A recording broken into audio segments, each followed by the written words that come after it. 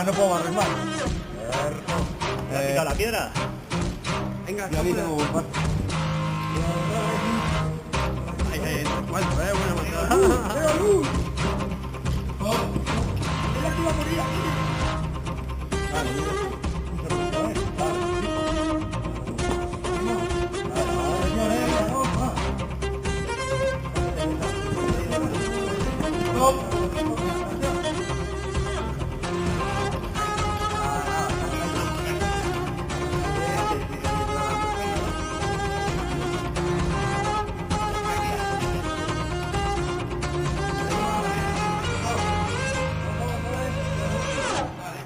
Mira Catillo va dentro de la rodilla.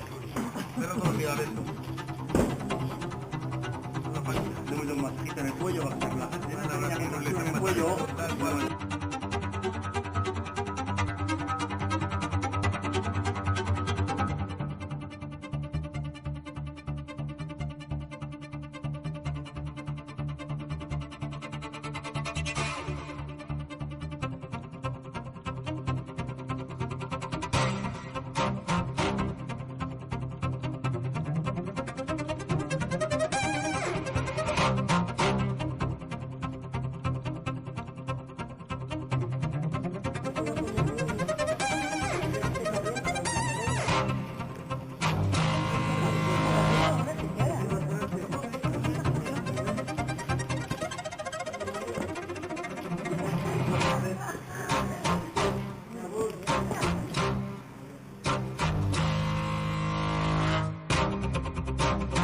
A ver, chavales, venga aquí.